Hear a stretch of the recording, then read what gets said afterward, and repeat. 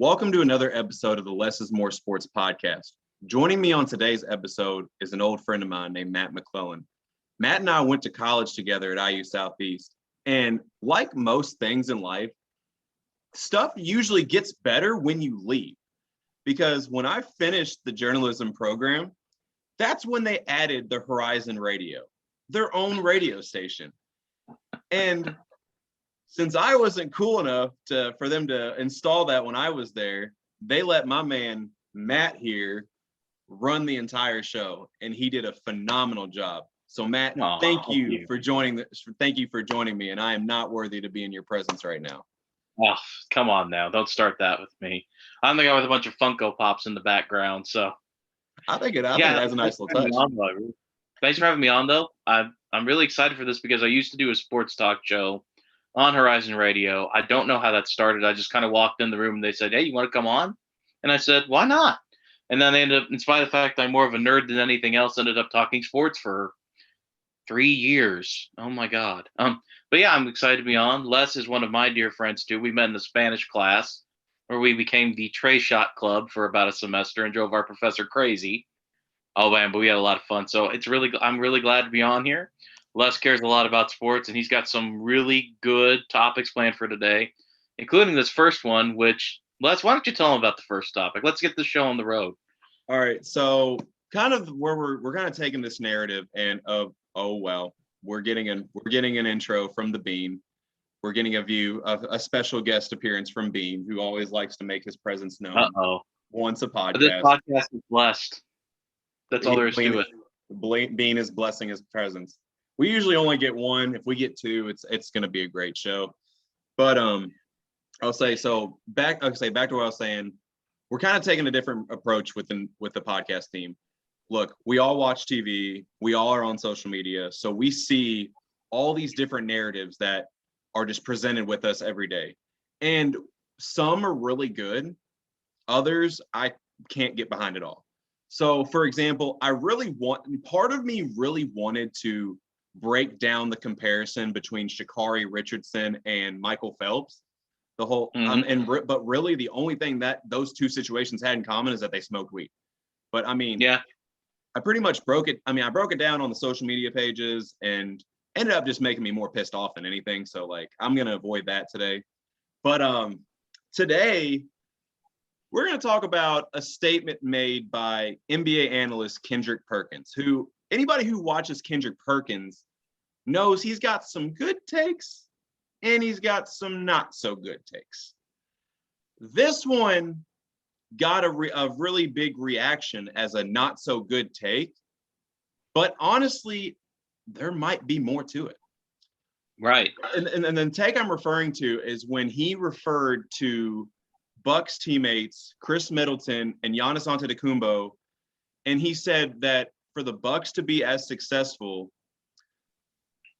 Middleton's got to be the Batman, Giannis has to be the Robin.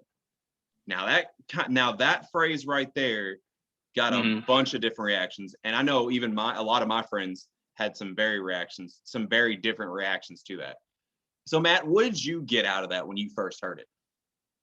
Well, when I hear something like that, generally looking back on the NBA history, it's pretty much a truthful statement.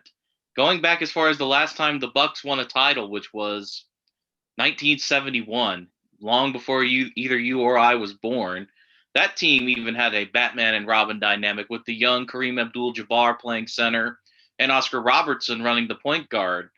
And, Oscar Robertson was the old established player who played up in Cincinnati, in the NBA and NCAA, and Kareem was the new hip young thing straight out of UCLA, who was ready to go and set the world on fire. So much so they had to ban dunking for that and other reasons, which we're not going to get into because that would be a whole other discussion.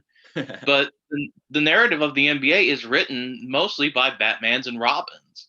You think about in 1989, the Detroit Pistons, they won 2 in a row. Isaiah Thomas, Joe Dumars. You go into the 90s, the most legendary of all, Pippen and Jordan, which, that's kind of falling apart lately now, but we don't have time to get into that right now either. But when I heard that, it really didn't bother me that much because that's just how the NBA is. And, I don't think any lesser of Oscar Robertson or Scottie Pippen or Kareem or Joe Dumars removed from the fact that I am, because you know what? They got the hardware. They got the hardware. They got the all-star games. They got recognition. Now, maybe they're not in like the top tier discussions like Isaiah Thomas and Kareem end up being, but that's just how it is. The NBA is not a one-man sport. Very rarely do we see one guy win a title. Even when Miami was upset by Dallas in 2011, it was old man Jason Kidd and Dirk Nowitzki. The NBA is a two-man gang, really, in a lot of ways. There's always seemingly a Batman and a Robin.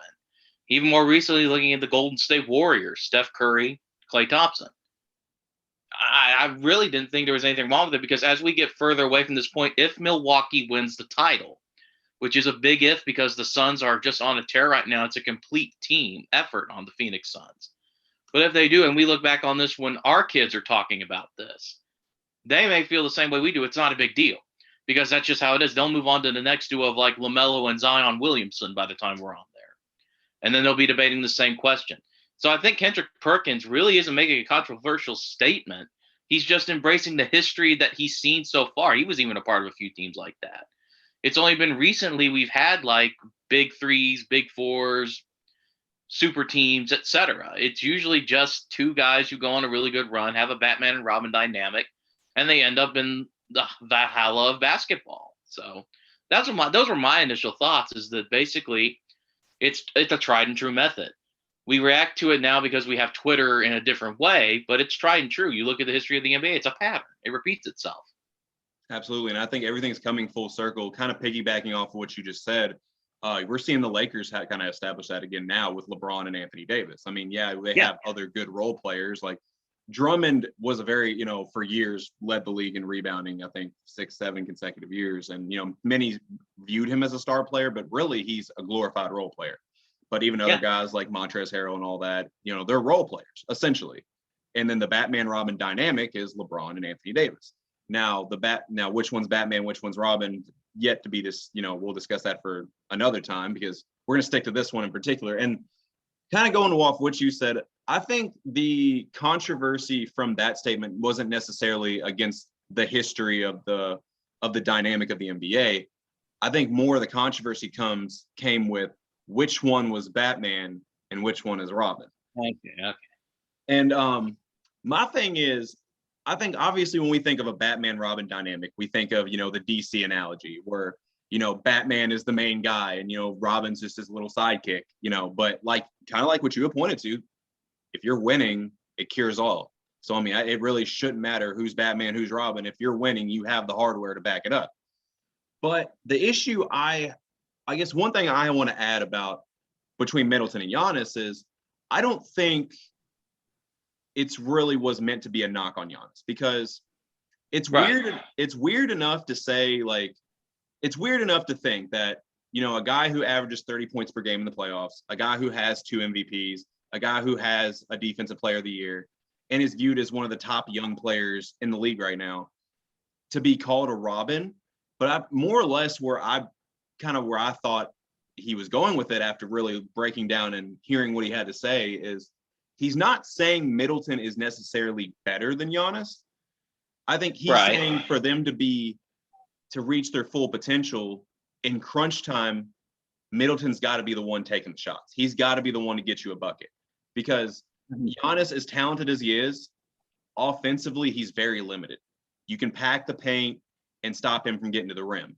And then we know, I mean, even though he's slowly, and I have very strong emphasis on slowly improving as a jump shooter. I know, because I feel like we've been talking about it for years. Like, when Giannis finally adds that jumper, he's finally going to take the next step. But it's like, he keeps, But offensively, Middleton's got the back. Like Middleton is the more gifted scorer. He is the more gifted shooter. So in crunch time, when you need a bucket, Middleton's got to be the go-to guy.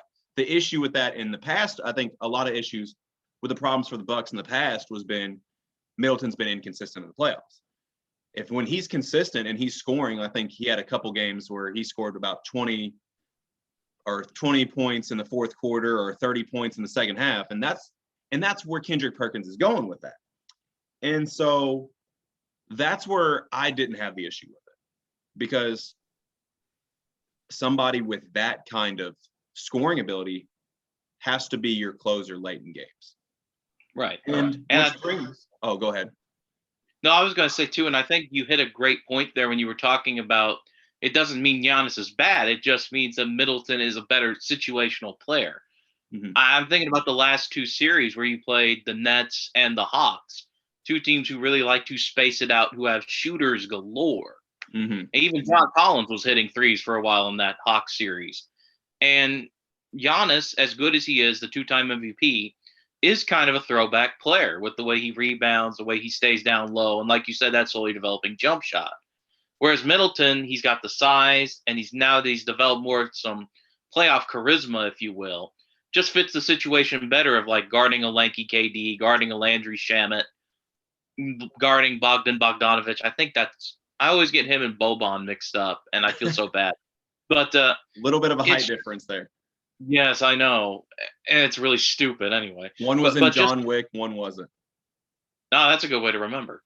But it's just that situational style of basketball that, sometimes you're going to need a Giannis. Like in this series, if he's healthy, please God, let him be healthy. When you're going up against good power forwards and DeAndre Ayton, you may need a big bruising type like Giannis and Bobby Portis. When you're going up against a team that's primarily shooting based, Giannis is a two-time MVP. He's good to have around. He's a defensive player of the year, no doubt. Mm-hmm. But, Chris Middleton's going to be getting you buckets that can match the buckets that the other team's getting. So I think you hit on the head. Giannis is a great player, but some series are meant for different players. Absolutely. Which I kind of piggybacks into the next point. I personally like Middleton as a player. You may or may not remember his college days at Texas A&M, but he wasn't very highly thought of. I think he went in the second round. But even at the time, I was like, I watched a lot of games with my grandpa, and me and him both were like, this Middleton guy is pretty good. He'll be playing in the league someday. And it came to fruition. He's ended up being a very good player. But he gets a lot of disrespect on social media. And I'm not talking about the whole I saw one meme the other day that said that I can't get out of my head that says Middleton looks like a child drew Jay-Z and how I can't. I can see it though. I was like, but even that, I'm not even referring to that. I'm referring to people just disrespecting his game and saying that he's not, a star quality player, or a very good quality player. And I just think that's goofy, personally. No, I mean, the guy does have 2 or 3 All-Star appearances now. I mean, like we said, we can't help the fact he's playing with Giannis, which is one thing. All-Stars play with All-Stars. But he's playing with Giannis in Milwaukee, which isn't a glamour city at all, Mm-hmm. It's not like he's even in Chicago by himself. If he's in Chicago by himself, maybe we'd be thinking of him differently. But he's, like we said with the whole thing that started this, a Batman and or Robin figure on a small market team.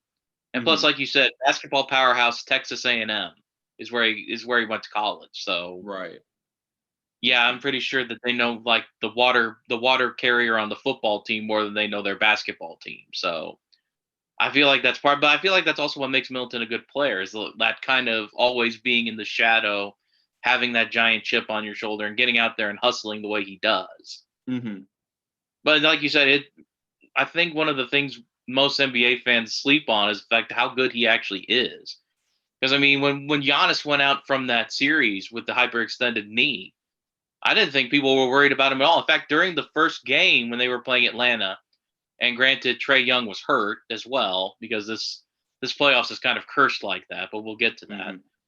People were saying, is Giannis holding the Bucks back? Because of the way Drew Holiday and Bobby Portis, of all people, and Brook Lopez, I remember, he just went off in the first half of that game. And so it wasn't like it was the end of the team. Whereas when Kevin Durant was hurt during the year, Kyrie was hurt during the playoffs, it was like, oh, I don't know if KD can deliver. I don't know. He may need Kyrie more than we think he does. And James Harden's already injured. There wasn't that kind of discussion with the Bucks. With the Bucks, it was kind of like they may lose, but they'll be okay. And I think a lot of that is because they have Chris Middleton, obviously. And they're a well-constructed team overall. But a lot of that is having having an all-star guy in your starting five who can take over a game if he has to, or God forbid, when Giannis hyperextends his knee during a dunk. Right. And I think that, and a couple things you said actually piggyback into my next point. And you said, like we mentioned, he's got 2-3 all-star appearances. But what makes me remember that is that every time he gets an all-star selection, I always hear the fans say, oh, he doesn't deserve it. And I'm just like, stop. Guy's an all-star. Let's just cut that out right now. And this is going to transition to my next point, what you just said, talking about how the narrative is that the Bucks are going to be fine. Even though losing Giannis hurts, they're going to be fine. Now we transition to the Bucks had to win 2 games against Atlanta to go to the NBA Finals, both without Giannis. Right. And, that raises an eyebrow alone for what's going to be my next question. But also, if you look at games Giannis has missed throughout the course of his time in Milwaukee, they're above 500 when he misses games. Yeah. So my next question is, with Giannis missing these last 2 games with a hyperextended knee and then being able to win both of them, does this devalue Giannis in any way? That's a good question, and I don't really think it does. I mean, Giannis is still a 2-time MVP, a Defensive Player of the Year, and an overall great player. And I mean, one of the takes I'm seeing is that if Milwaukee wins the title, is that Giannis jumps into the top 25 all time, which, I don't know about that one.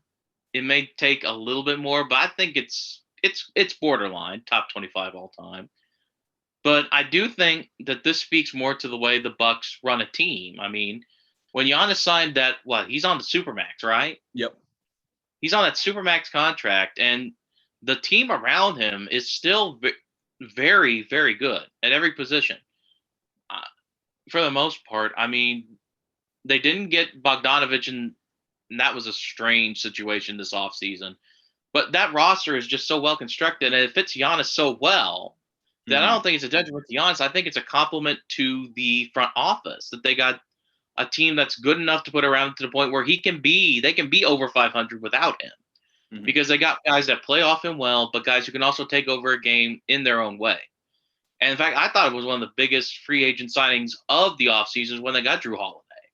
Because that is a guy who's tough as nails, who's also got a big chip on his shoulder, who's played for small market teams and had pretty darn good success, who was on those god-awful 76ers teams that we all remember and love for the process, and then went down to New Orleans where he did play with superstars, but just never really got the respect he deserved. It's kind of like Mike Conley, but not totally. Right. Just this hard-nosed guy who can go in and take over a game if you need him to because of his leadership skills. And I don't really think it's a detriment to Giannis, but when I look at the Bucks team that we're getting now, and I look at the way some guys are playing, it makes you wonder, and like I said, this isn't Giannis's fault, if having Giannis there kind of encourages them to, maybe not push as hard, because Giannis is going to pick up the slack. Giannis is going to get 30 points. Giannis is going to look like the Defensive Player of the Year and block somebody's shot. So I wonder if it's not really a detriment. It's just that sometimes you forget playing with an MVP, how good you are too, in a way. You're not really thinking about like hustling and getting to the basket. And then when that guy goes down, you go back into full on hustle mode because you need to make up for it. So I wouldn't say that it's a detriment to Giannis as much as it is a compliment to the team around him and how it's constructed, and a little bit of playing with an MVP. I agree with everything you just said. The reason I asked that question is because not so much of the dynamic or what, you and I are talking about right here, but there's this image of superstars in the NBA that hold a certain level of value compared to the rest of the league. You look at someone like LeBron, who he misses time, the Lakers go to shit, essentially. Or even guys, like Steph Curry. I mean, if the Warriors didn't have Steph Curry this year, they missed Clay enough. They didn't have Steph, they'd probably be definitely drafting in the lottery. And, I can't say have the number 1 overall pick because of the lottery system, but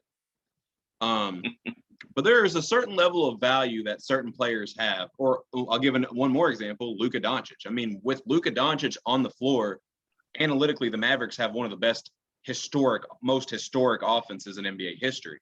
Without him, they're just another team that isn't even in the playoffs. Right. And so and where I'm going with this is that certain players are held to a certain value than that other players aren't. And Giannis is often put in that same discussion as far from a value standpoint. And I think Giannis, from a talent perspective, he's there. He's a great player. I love watching him play. And I think probably the most important thing I'm going to say about him is that he just seems like a downright good person. Like, yeah. I would love to meet Giannis and just hang out with him for a little bit. And but I've often criticized the narrative that he holds the same value as some of these other guys in the league. I mean, I think you can even make an argument that someone like, take it with a grain of salt coming from the Heat fan right here, but someone like Jimmy Butler holds more value than Giannis. And so I guess this will even transition into a next question. Is there any correlation with the statement, any correlation or any similarity to one player being the best player or another player being the most valuable player? Do you think there's any similarity or correlation there, or are they two separate agendas? Two separate agendas, because if we just went by the most talented player every year, then like LeBron and Michael Jordan would have like 18 MVPs apiece, basically, if it was the most physically gifted player or something like that, just because of how physically gifted and frankly popular they are and were. But when it comes to being a valuable player, that's a good way of putting it, is like the way I would think about it is, what happens if you take a guy off a team? Like for this season especially, there was a big controversy because everybody was hurt. But I was thinking the whole time, the Nuggets lost Jamal Murray. And I know that's not Giannis, but I'm using it to make a point. But if they lost Nikola Jokic, they would be horrible. I'm just saying, the way that he revolutionizes their offense with the passing and the big man, and even the three-point shooting, is just so valuable to that Nuggets team. And having him all year basically propelled them to that 3 seed. And then you look at the Bucks, where it's like, if you take Giannis off, now in the past, before they made some of the free agent moves they did, I would say that yes, if you took Giannis off the Bucks, they would be a middling to bad team. But you look at what they've done now and how they've retooled with some of their positions, especially, like I said, and I keep harping on it, Drew Holiday, and some of the other moves they've made. It's really made a difference for that team, because now you have good point guard play. And, at first, when this happened, I think it was the first round against Miami, when DiVincenzo went down and they had to start Connaughton. People were like, oh no, Dante DiVincenzo was the heart and soul of that team in some ways, which I'm not a Bucks fan. I don't profess to watching Bucks games on the regular. So, I totally understand having a glue guy that you don't expect. There's one of those on every basketball, baseball, football team where some guy you've never heard of gets hurt, and it's like, what is wrong with our team? But I think that partially that's the definition of the most valuable and the most gifted, there is some correlation, because in order to be valuable, you have to be gifted in the NBA. You have to be some kind of transcendent talent, like Luka, like Nikola. I'm thinking of guys who are kind of like on islands, I'm not like LeBron, who has Anthony Davis, or the Nets team in general. To be valuable, you have to be special. But I don't really think that one excludes the other totally. If that makes any sense. Oh, it definitely does. I say I've grown more, over the years to actually having that same mindset. I'll not to switch sports, but I'll switch sports just real quick. But I used to very correlate being the best with being the most valuable. Football analogy. For years, I was that Colts fan who did not want to appoint Tom Brady as the greatest quarterback that's ever lived. But my number one argument of why I always thought Peyton was better was not at the time his numbers or his accolades or anything like that. It was the fact that a stat that not a lot of people realize is that when Peyton played, he gave the teams he played on statistically a 43% higher chance to win versus when he didn't. Right. Because people always say, the argument always is, well, when he was on the Colts, he had like Marvin Harrison, Reggie Wayne, all these Hall of Famers. How good were the Colts when he didn't play? They were terrible. Right. Please don't make me remember Curtis Painter. Or Dan Orlovsky or Kerry Collins had to be brought in for a couple games. That was a dark year. It was a very dark winter.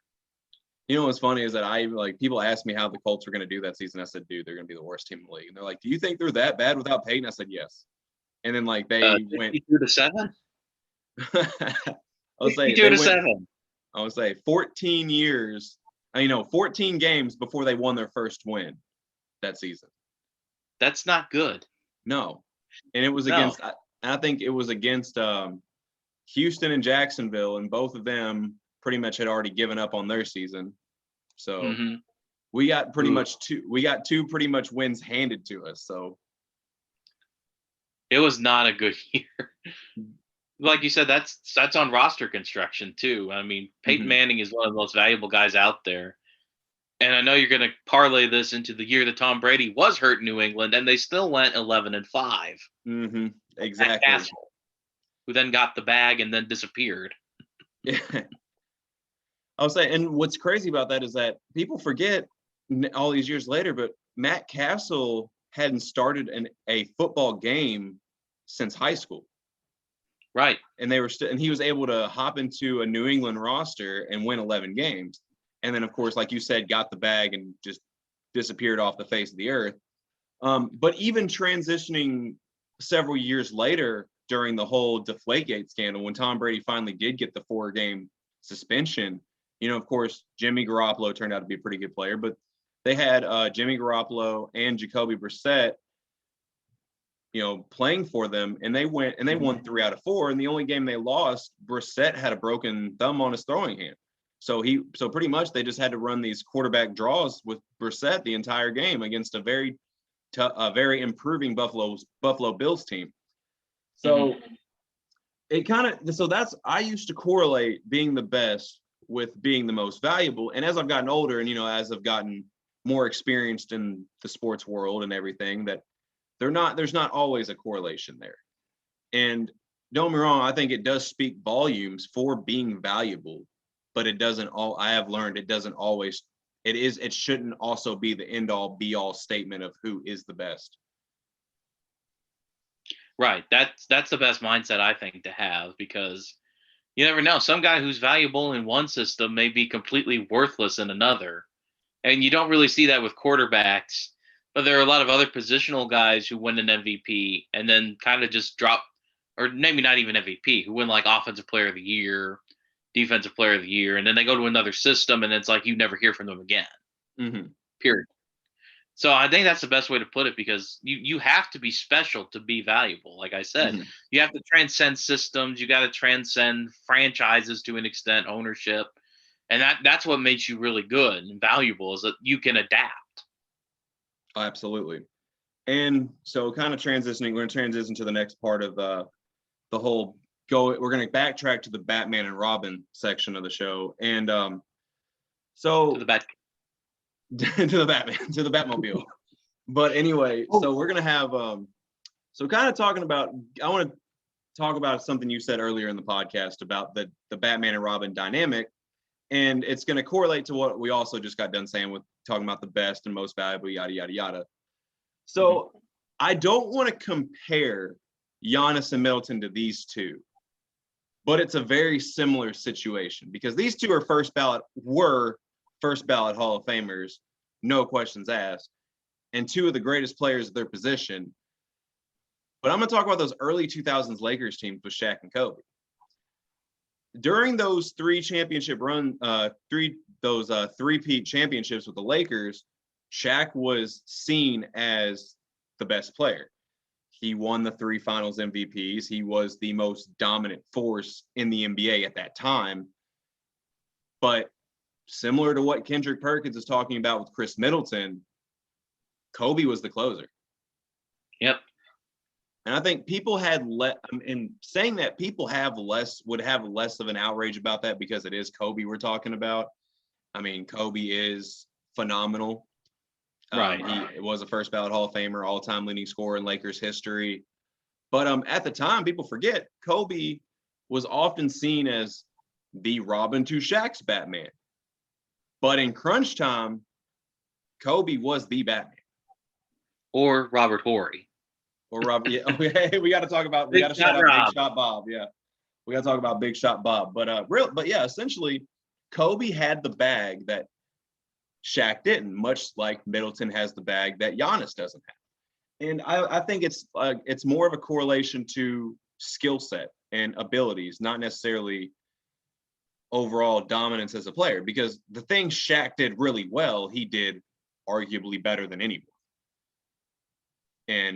But he was not a perimeter scorer. You couldn't just give him the ball out in the perimeter and have him just get to his spot and then just pull up and shoot and score and get a bucket when you need to. That's where Kobe came in. It was Hack and Shaq.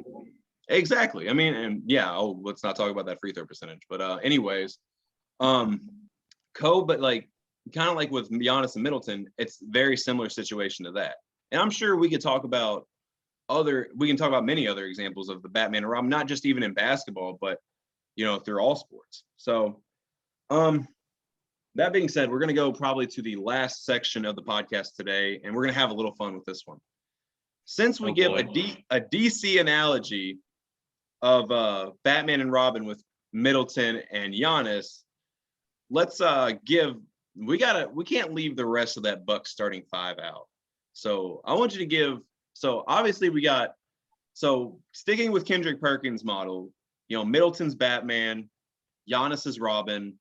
So, all right, we're going to go with Drew Holiday, Pat Connaughton, and Brooke Lopez. So if you had to give your best DC superhero comparison let's start with Drew Holiday, who would it be? Drew Holiday's a tough one, but I'm going to say Green Lantern, and I have a reason why.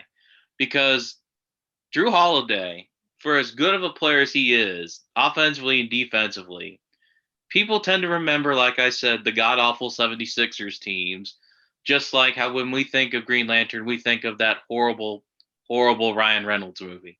Mm-hmm. I mean, we did get Deadpool out of it eventually, but the first thing some people think of is they think about him on the Pelicans, they think about him on the Sixers.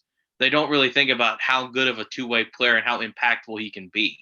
Mm-hmm. And, like Green Lantern, nobody thinks about Green Lantern as like the super duper savior of the universe type hero. Right. But he's a core. There's a core of them. And they are powerful. They can project and be anything they want to be, just like how Drew Holiday can transform into a shooter if you need to. He can take the shape of one of the best defensive players and guard-wise in the league if he has to, even as he gets older. He has the ability to shapeshift and be the guy you need, but we often think about him in a maligning way because of something that happened in his past. So that's where I would go for Drew Holiday. I like that comparison a lot, and I want you to hear me out on this one, because normally you might think of this as as a sharp shooting analogy, but I'm going to go with Green Arrow for Drew Holiday. Here's why. Obviously, what is Green Arrow's actual first name? Oliver Queen. Oliver Queen. He gets, deserted on the island, pretty much gets trained. So Oliver Queen's got a grittiness to him that Drew Holiday plays with, and kind of like just a tenacity to him. Very calm demeanor for the most part, which Drew, I think, has, but he always plays hard and you get the most out of him. He's going to outwork you like Queen does. I mean, I'm sure you've seen the show Arrow. Dude's always working. Dude does not stop. But also, I guess with the arrow and the accuracy, that's a part of the reason why the Bucks made the switch from Bledsoe to Holiday, not just because of everything else Drew Holiday brings, but because of Drew Holiday's analytics with spot up shooting. When you have someone like Giannis getting to the rim and distributing, you need a lot of people who can spot up and shoot, and that is when, from a shooting standpoint, that's when he's at his best. So I guess that's my analogy for that. Initiate Trey shot. I'll never forget. Never forget the Trey shot. Okay, so I guess that means we're moving on to Pat Connaughton. So we're going to Pat Connaughton. Yes. This is one of the toughest ones for me because even I'm still struggling to think of one. Because, you need a guy who's like the heart and soul of a team, who's like scrappy. Mm-hmm. He's So scrappy, it's really hard to think. Think of someone who's scrappy, but you don't hear a lot about. And you often don't think of him, which I guess you could say that about Green Arrow too. Right. I don't know if he shoots it that well, though. That's just I'll say, think of someone athletic too, because that was one of the things that stood out with Pat Connaughton at the combine is that he had a 40+ inch vertical. You know what would be an interesting one would be Plastic Man. Plastic Man? The way he stretches, he tries to stretch the court a little bit with like that shooting ability, and he's long and he's got good jumping. He can go up and get rebounds that some guys I don't think could. So, I think I like that. I'm going to run with Plastic Man because nobody knows who Plastic Man is, but he's funny. When he appears in a comic, he can stretch. He stretches the floor. He can kind of be a comic relief guy when you need it, kind of like DiVincenzo would.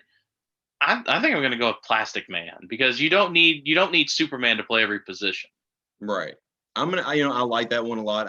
I'm not gonna disagree with you on that because I do have one for Brook Lopez that I do think that we are gonna differ on, but I like that comparison. I like that comparison a lot. So and kind of going back to like you said, that comic relief guy. I mean, dude's got a hell of a personality. When he was in the dunk contest, dressed up as Woody Harrelson's character from White Men Can't Jump. So I love that. Definitely love the trade to that. That was the highlight. That was the highlight, absolutely. So moving on to Brook Lopez. I'm gonna let you go first then, because if you think we're gonna disagree, I want to hear it. You ready for this one? I am ready. Brook Lopez is Shazam. Oh, okay. Because here's what. Because Brook Lopez, if you've ever heard him talk, he's a very funny guy. And it's almost like he's a big kid. And that's kind of the persona about Shazam. He is a kid that just says Shazam and then turns into that, superhero adult. But as far as but as far as powers go, he's got super strength, and plus has, and lightning and all that stuff. But talk about someone, and here's the real giveaway from that. What has made Brook Lopez succeed in Milwaukee, he's had to reshape his game, much like Shazam reshapes into a superhero by saying the magic words.